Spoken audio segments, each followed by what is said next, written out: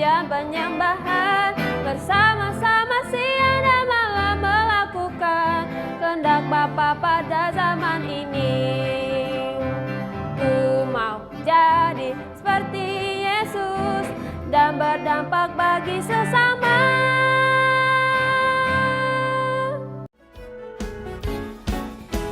Pentakosta ketiga. Pentakosta ketiga adalah pencurahan Roh Kudus yang dahsyat di zaman ini, melebihi yang terjadi di Azusa Street. Pentakosta ketiga akan mengakibatkan penuaian jiwa yang terbesar dan yang terakhir sebelum Tuhan Yesus datang kembali. Pentakosta ketiga akan membangkitkan generasi Yeremia, yaitu anak-anak muda yang dipenuhi Roh Kudus, cinta mati-matian kepada Tuhan Yesus, tidak kompromi terhadap dosa, dan akan bergerak untuk memenangkan jiwa. Pentakosta ketiga lahir di Indonesia dan bergerak ke bangsa-bangsa. Gerakan ini dari timur ke barat dan akan kembali ke Yerusalem. Pentakosta ketiga akan memberikan kuasa untuk menyelesaikan amanat agung, dan setelah itu Tuhan Yesus datang kembali.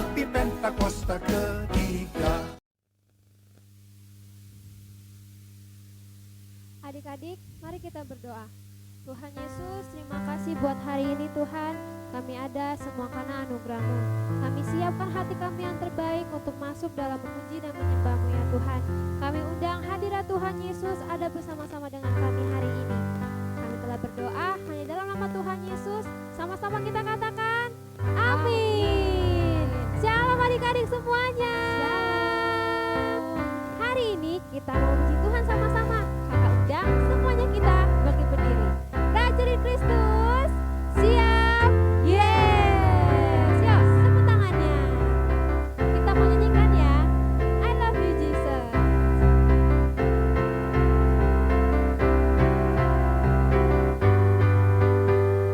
I love you Jesus.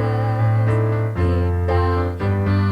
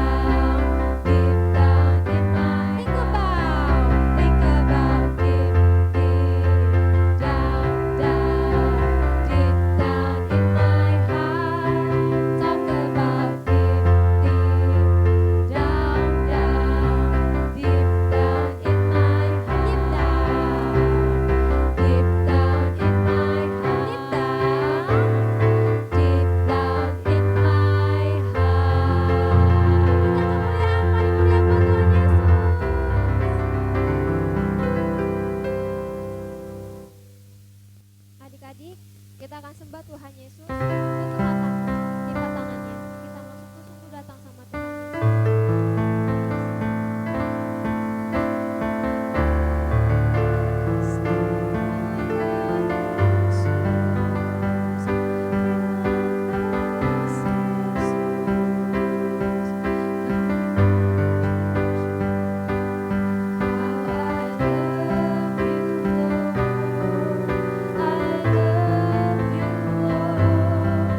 With all of my heart.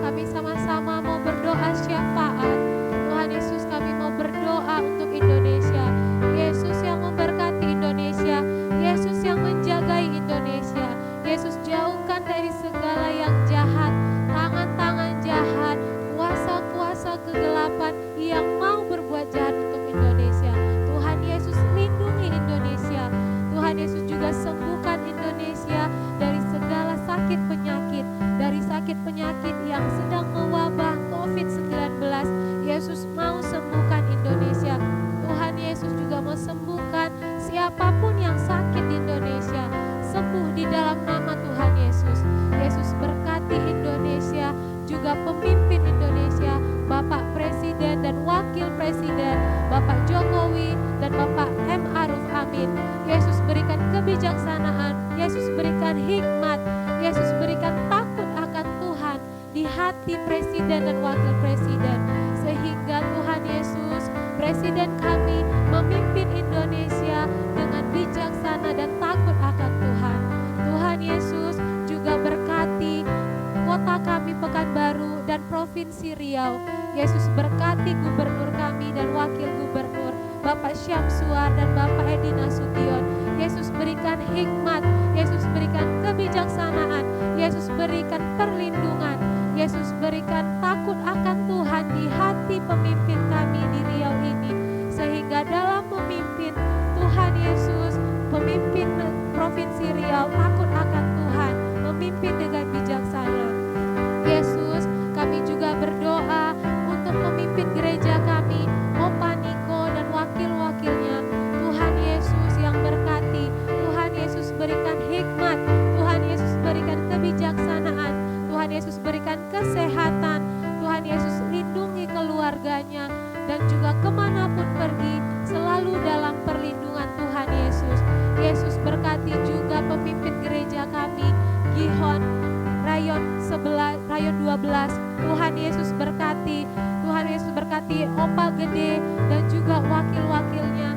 Yesus berikan hikmat dalam memimpin gereja. Yesus berkati dengan kesehatan keluarganya. Yesus lindungi. Tuhan Yesus, Kau berkati juga gereja Geri 12, gereja sekolah minggu anak-anak Gihon. Yesus jauhkan dari segala mara bahaya. Saat beribadah kami aman dalam perlindungan Yesus. Semua anak-anak yang datang ke gereja diberkati oleh Tuhan Yesus. Anak-anak yang datang ke Geri 12 semakin cinta sama Tuhan Yesus, tidak kompromi terhadap dosa, sungguh-sungguh sama Tuhan Yesus. Semua anak yang ada di Geri 12 sungguh-sungguh sama Yesus. Dan juga kami berdoa untuk kakak-kakak sekolah minggu. Yesus yang berkati semua kakak-kakak sekolah minggu. Yesus lindungi dari yang jahat. Yesus berikan kesehatan. Yesus berikan sukacita, perlindungan yang sempurna daripada Yesus Kristus melingkupi, menutupi seluruh kakak-kakak sekolah minggu. Tuhan Yesus, kami juga berdoa untuk orang tua yang ada di gereja kami dan juga ada di gereja sekolah minggu ini Geri 12. Yesus yang berkati, Yesus berikan kesehatan, Yesus berikan hati yang bijaksana dan penuh hikmat dalam membimbing, dalam mengajar, mendidik anak-anak. Tuhan Yesus berikan takut akan Tuhan di hati setiap orang tua. Tuhan Yesus juga berikan hati yang penuh sukacita ketika mengantarkan anak-anak beribadah setiap minggu. Rajin sungguh-sungguh sehingga anak-anak juga sungguh-sungguh di dalam Tuhan Yesus. Tuhan Yesus, inilah doa kami, inilah harapan kami di dalam nama Tuhan Yesus. Kami percaya. Amin.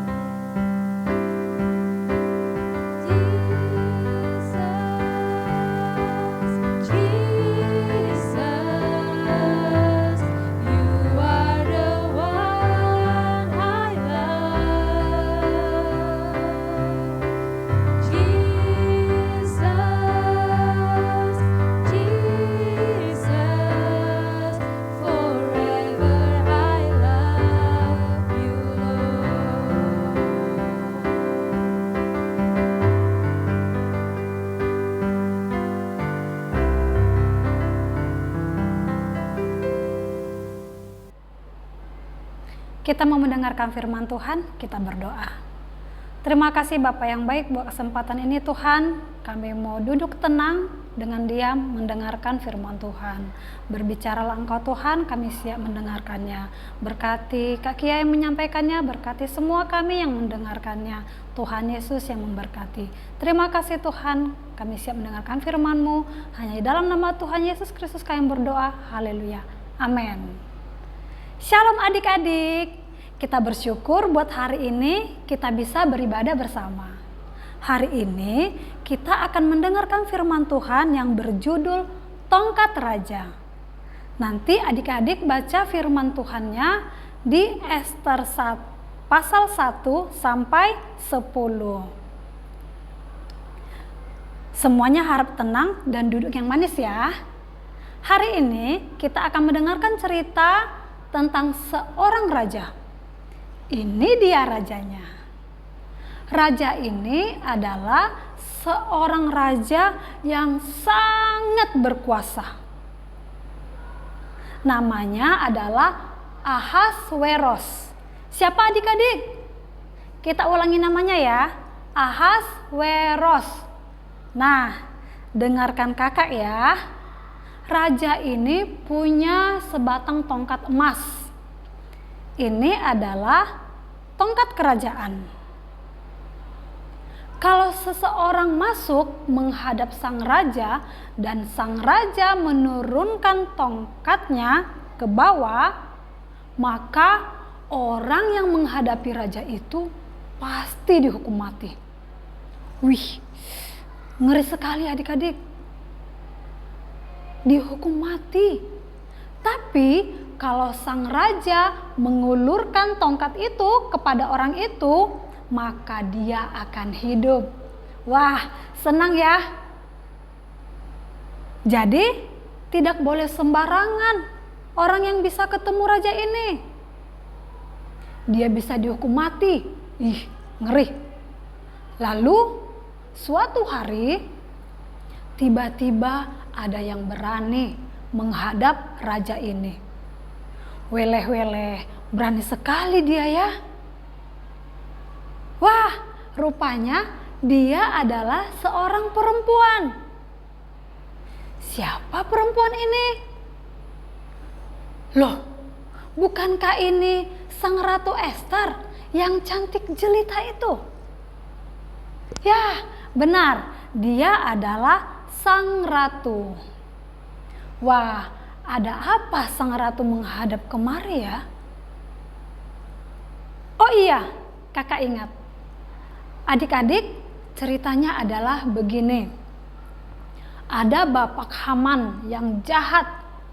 Bapak Haman panas hatinya, alias kesal sama orang, sama seorang bapak yang gak mau menyembah dia. Karena Bapak Haman dikaruniai kebesaran oleh Raja Ahasweros dan pangkatnya dinaikkan serta kedudukannya ditetapkan di atas semua pembesar yang ada di hadapan raja. Dan semua pegawai raja yang di pintu gerbang istana raja berlutut dan sambil sujud ke hadapan Bapak Haman. Sebab demikianlah diperintahkan raja tentang dia. Masa lo adik-adik, si Bapak Haman yang jahat ini diminta disembah?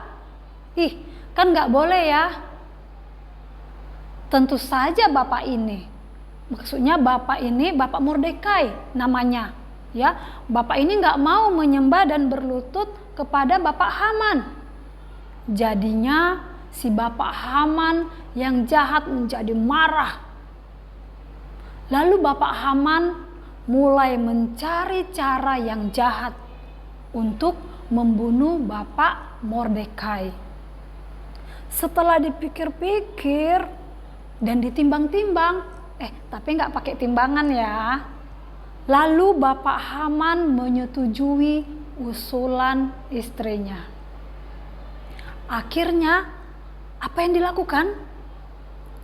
Bapak Haman yang jahat akhirnya memutuskan untuk membunuh Bapak Mordekai dengan cara disulahkan atau menggantung Bapak Mordekai di sebuah tiang gantungan setinggi 50 hasta atau 22,5 meter. Ih, jahat ya adik-adik. Dan adik-adik tahu, Bapak Haman bukan cuma kepengen membunuh Bapak Mordekai saja. tapi juga orang-orang yang sebangsa dengan Bapak Mordekai.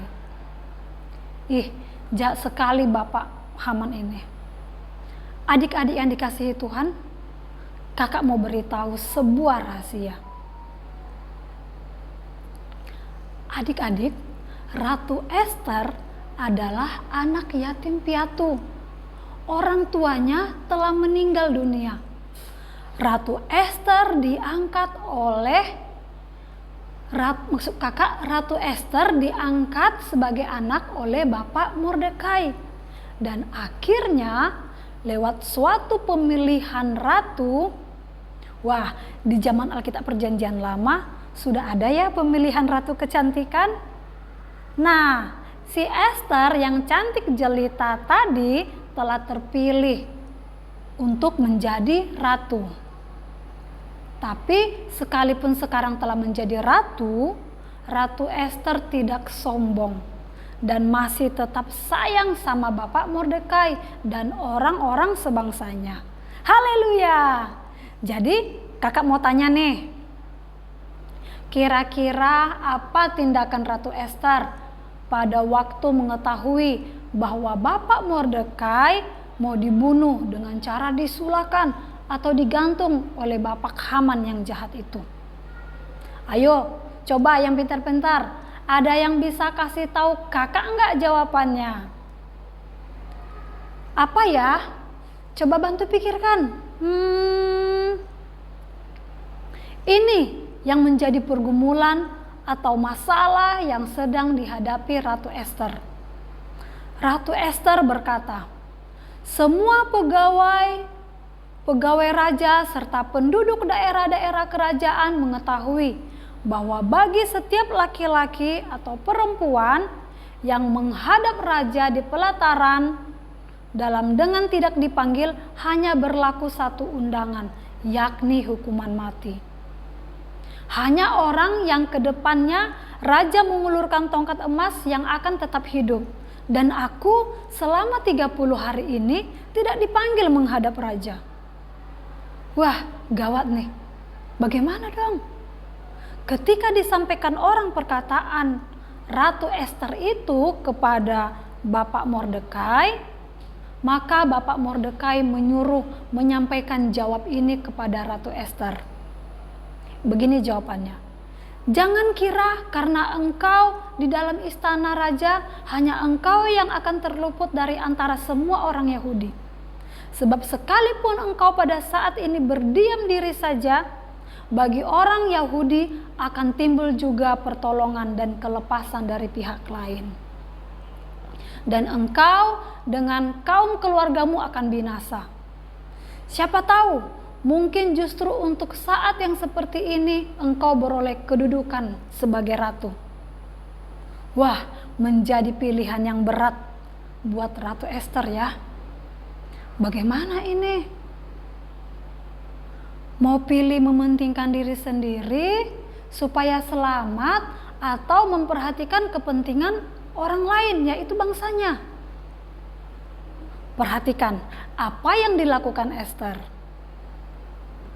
Maka Ratu Ester menyuruh menyampaikan jawab ini kepada Bapak Mordekai. Begini jawabannya. Pergilah, kumpulkanlah semua orang Yahudi yang terdekat di Susan dan berpuasalah untuk aku. Janganlah makan dan janganlah minum 3 hari lamanya, baik waktu malam, baik waktu siang. Aku serta dayang-dayangku pun akan berpuasa demikian, dan kemudian aku akan masuk menghadap raja. Sungguh pun berlawanan dengan undang-undang. Kalau terpaksa aku mati, biarlah aku mati. Nah, maka pergilah Bapak Mordekai dan diperbuatnya lah tepat seperti yang dipesankan Ratu Ester kepadanya. Adik-adik, mari coba kita pikirkan. Bagaimana seandainya Ratu Ester menghadap raja, lalu tongkat raja tidak diulurkan? Kenapa harus Ratu Ester yang berkorban? Bukankah Ratu Ester bisa mati dihukum raja? Bukankah Ratu Ester bisa menolak resiko tersebut dan tetap tinggal dengan nyaman di istananya? Adik-adik yang dikasihi Tuhan, mari kita dengar kelanjutannya. Setelah melakukan doa dan puasa, akhirnya Ester, sang ratu, memberanikan diri untuk menghadap raja. Dengan risiko ia bisa dihukum mati oleh sang raja. Apabila tongkat raja tidak diulurkan kepadanya, ya seperti itu. Kenapa Ratu Ester mau melakukan itu? Coba adik-adik renungkan. Kenapa ya? Karena Ratu Ester mengasihi Tuhan dan mengasihi bangsanya. Dan kasihnya kepada Tuhan dan bangsanya itu jauh lebih besar daripada kasihnya kepada diri sendiri. Ratu Ester rela berkorban untuk keselamatan bangsanya. Ratu Ester berani berkorban tanpa menghiraukan nyawanya sendiri. Lalu apa yang terjadi adik-adik? Tuhan melihat dan memperhatikan semuanya itu. Pada waktu sang Ratu Ester datang menghadap sang raja, Raja Ahasweros bukannya marah, tapi malah senang melihat sang Ratu Ester datang berkunjung. Dan tongkat diulurkan, tanda sang ratu diterima. Puji Tuhan. Mari kita berikan tepuk tangan yang paling meriah buat Tuhan Yesus. Nah, lalu tak lama kemudian sang raja mendengarkan cerita tentang Haman yang jahat dari sang Ratu Ester. Raja marah sekali sama Haman yang jahat itu. Akhirnya bukannya Bapak Mordekai yang digantung oleh si Haman yang jahat, tapi malah si Haman yang jahat itu kena hukuman raja. Ia mati digantung. Sedangkan mengenai Bapak Mordekai, ia malah diberkati Tuhan. Pada hari itu juga Raja Ahasweros mengaruniakan harta milik Haman, musuh orang Yahudi, kepada Ester. Maka raja mencabut cincin materai yang diambil daripada Haman, lalu diserahkan kepada Bapak Mordekai. Dan Bapak Mordekai diangkat oleh Ratu Ester menjadi kuasa atas harta milik Haman. Bapak Mordekai menjadi orang kedua di bawah Raja Ahasweros. Dan Bapak Mordekai keluar dari hadapan raja dengan memakai pakaian kerajaan daripada kain ungu tua dan kain lenan. Dengan memakai tajuk emas yang mengagumkan serta jubah daripada kain lenan halus dan kain ungu muda. Juga orang Yahudi telah beroleh kelapangan hati dan sukacita, kegirangan dan kehormatan. Haleluya! Adik-adik yang dikasihi Tuhan, dengarkan kakak. Karena satu orang yang mau berkorban untuk bangsanya, maka bangsa itu diberkati dan diselamatkan. Ini yang dilakukan Ratu Ester. Seperti di dalam Filipi 2 ayat 4 dikatakan, dan janganlah tiap-tiap orang hanya memperhatikan kepentingannya sendiri, tetapi kepentingan orang lain juga. Ratu Ester rela dan berani berkorban demi keluarga dan bangsanya. Bagaimana dengan adik-adik? Apakah kalian juga mengasihi bangsa kita, bangsa Indonesia? Apakah kalian juga mengasihi kota kita? Apakah kalian juga ingin keluarga kita diselamatkan? Apakah kalian juga ingin teman-teman kita diselamatkan? Kak, kami kan masih anak-anak, belum bisa banyak berbuat sesuatu untuk bangsa, kota, keluarga, dan teman-teman. Adik-adik, kita bisa berdoa buat semua yang terjadi di bangsa kita, di kota, di keluarga, teman, bahkan sampai bangsa-bangsa. Doa kita bukan doa egois yang meminta dan meminta semuanya untuk diri kita sendiri.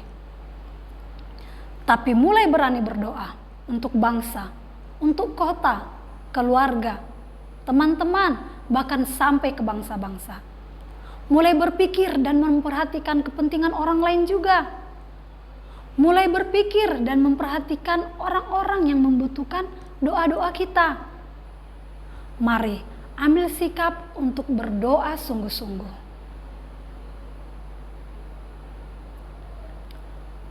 Tuhan Yesus, ini kami Tuhan. Terima kasih buat setiap firman Tuhan yang sudah kami dengarkan Tuhan.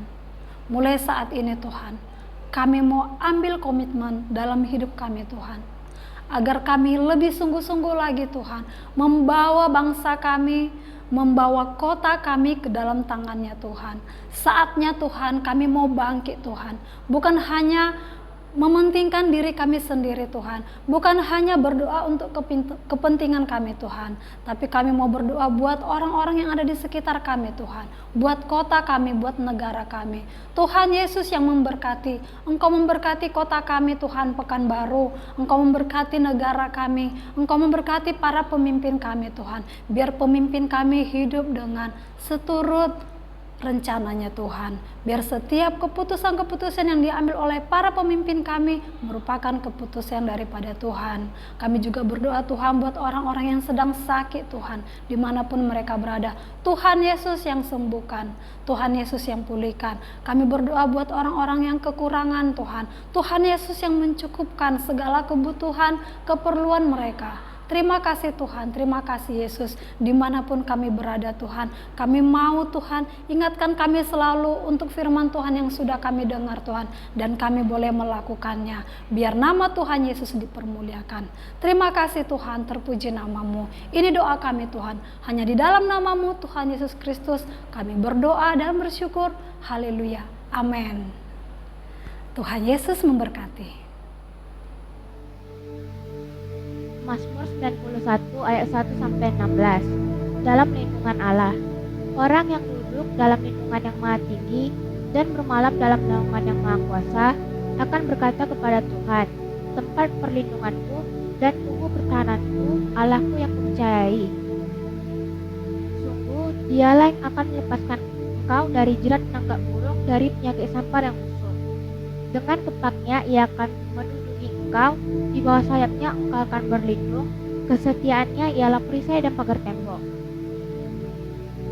Engkau tak usah takut terhadap kedahsyatan malam, terhadap panah yang terbang di waktu siang, terhadap penyakit sampar yang berjalan di dalam gelap, terhadap penyakit menular yang mengamuk di waktu petang. Walau 1.000 orang rebah di sisimu dan 10.000 di sebelah kananmu, tetapi itu tidak akan menimpamu. Engkau hanya menontonnya dengan matamu sendiri dan melihat pembalasan terhadap orang-orang fasik. Sebab Tuhan ialah tempat perlindunganmu, yang maha tinggi telah kau buat tempat perteduhanmu. Malapetaka tidak akan menimpa kamu, dan tulah tidak akan mendekat kepada kemahmu. Sebab malaikat-malaikatnya akan diperintahkannya kepadamu untuk menjaga engkau di segala jalanmu. Mereka akan menatang engkau di atas tangannya, supaya kakimu jangan teratup kepada batu. Singa dan ular tedung akan kau langkahi, engkau akan menginjak anak singa dan ular naga. Sungguh hatinya melekat padaku, maka aku akan meluputkannya, aku akan membentenginya, sebab ia mengenal namaku. Bila ia berseru kepadaku, aku akan menjawab. Aku akan menyertai dia dalam kesesakan, aku akan meluputkannya dan memuliakannya. Dengan panjang umur akan kukenyangkan dia, dan akan kuperlihatkan kepadanya keselamatan daripadaku.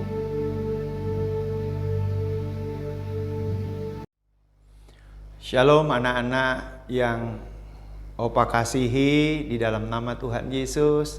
Mari angkat tanganmu di hadapan Tuhan dan terimalah berkat dari Dia. Kiranya kasih karunia dan anugerah dari Allah Bapa di dalam putranya yang tunggal, Yesus Kristus, dan persekutuan yang manis dari Roh Kudus memberkati setiap anak-anak di dalam nama Tuhan Yesus mulai sekarang sampai selama-lamanya. Amin.